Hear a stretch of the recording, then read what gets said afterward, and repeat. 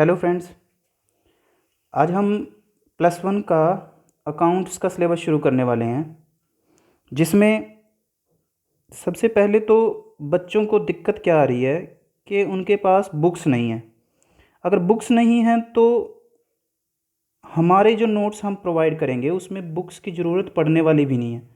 हम आपको पीडीएफ भी भेजेंगे, प्लस जो आपकी वीडियो होगी उसे आप पॉज करके आप यहाँ से भी अपने नोट्स बना सकते हो। तो चलो शुरू करते हैं हम। सबसे पहले बात आती है हमारी कि एसेट्स किसे बोला जाता है। Assets is anything which is in the possession and is the property of A business. मतलब कि वो बिजनेस के पोजेशन में है, वो हमारे पास है। And is the property of A business, और वो बिजनेस की प्रॉपर्टी भी है, दैट इज़ हम उसके ओनर हैं। And enable a business enterprise to get cash और benefit in future is an asset. और वो बिजनेस फ्यूचर में उसे बेचकर कैश में कन्वर्ट कर सकता है या उसे बेनिफिट्स ले सकता है, तो वो बिजनेस की एसेट्स होगी। तो तीनों कंडीशन फुलफिल करनी जरूरी है। पोजेशन में भी होना चाहिए, प्रॉपर्टी भी होना चाहिए, और फ्यूचर में बेनिफिट्स भी मिले। चलिए हम कुछ एग्जांपल्स पे इसको चेक करके देखते हैं। क्या स्टॉक हमारी एसेट है? स्टॉक जो है हमारे पोजेशन में है, दैट इज़ हमारे पास है वो। Property of A business, that is हमने उसको खरीदा है तो हम उसके ओनर भी हैं। And enable a business enterprise to get cash और बेनिफिट इन फ्यूचर, क्या हम फ्यूचर में स्टॉक को सेल करके कैश में कन्वर्ट कर सकते हैं?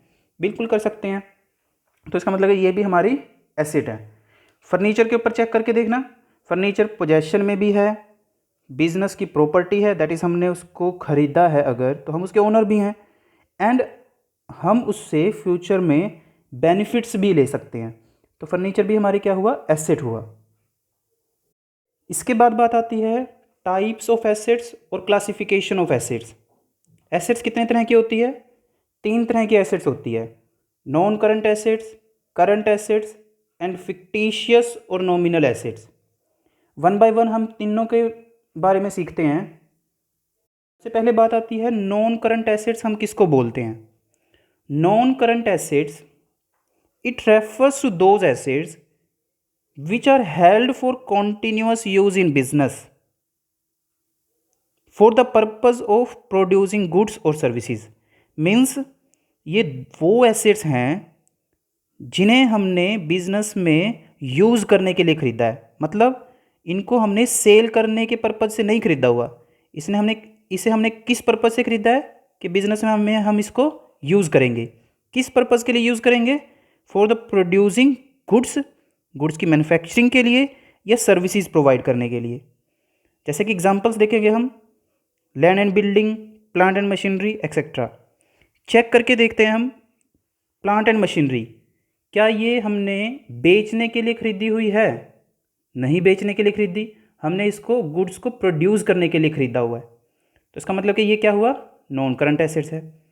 लैंड एंड बिल्डिंग देखना, क्या हमने जो लैंड एंड बिल्डिंग खरीदी है जिसमें हम बिजनेस करेंगे वो बेचने के पर्पज़ के लिए खरीदी हुई है?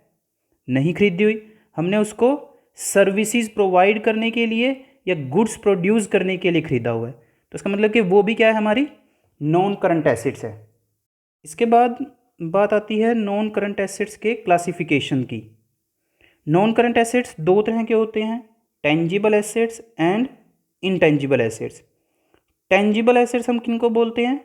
Those assets which can be seen and touched, जिसको हम देख सकते हैं और टच कर सकते हैं, और हैज़ फिजिकल एग्जिस्टेंस, और या फिर उसकी फिजिकल एग्जिस्टेंस भी है। जैसे एग्जांपल्स में क्या लिखा हुआ है? Plant and machinery. क्या प्लांट एंड मशीनरी को हम नॉन करंट एसेट्स बोल सकते हैं? बिल्कुल। हम जो है इसको बेचने के लिए हमने नहीं खरीदा। क्या ये सीन एंड टच्ड की जा सकती है? बिल्कुल की जा सकती है, तो ये क्या हुआ? Tangible non current assets. Similarly computer भी ये नॉन करंट एसेट्स है, प्लस इसकी फिजिकल एग्जिस्टेंस भी है, तो ये भी क्या हुआ? Tangible non current assets. दूसरे पार्ट आता है हमारा इनटेंजिबल एसेट्स। इनटेंजिबल एसेट्स किसको बोला जाता है? Those assets which can not be seen and touched और डोंट हैज़ फिजिकल एग्जिस्टेंस। वो एसेट्स जिनको हम सीन या टच नहीं कर सकते या जिनकी फिजिकल एग्जिस्टेंस नहीं है, उन्हें हम क्या बोलते हैं? Intangible assets. जैसे कि एग्जांपल लिखा हुआ है गुडविल। गुडविल रेपुटेशन को बोलते हैं। तो क्या रेपुटेशन नॉन करंट एसेट है? किसी भी बिजनेस की रेपुटेशन उसके लिए एसेट्स होती है और वो बेचने के लिए नहीं खरीदी हुई, तो इसका मतलब कि वो नॉन करंट एसेट है। क्या उसको सीन या टच्ड किया जा सकता है? नहीं किया जा सकता, तो इसका मतलब कि वो क्या है? Intangible non current assets. इसी तरीके से पेटेंट्स होता है किसी प्रोडक्ट को बनाने के लिए उसकी शेप का लाइसेंस। कोई लाइसेंस जो है हमने बेचने के लिए नहीं खरीदा होता, तो इसका मतलब नॉन करंट एसेट्स है। और क्या उस लाइसेंस को, मतलब उसका जो प्रोसेस है, उसे हम देख सकते हैं? देख नहीं सकते हम उसे, तो वो भी क्या है? हमारी इनटेंजिबल एसेट्स है। इसके बाद दूसरा पार्ट आता है हमारा करंट एसेट्स। करंट एसेट्स हम किसको बोलते हैं? It refers to those assets which are meant for cell.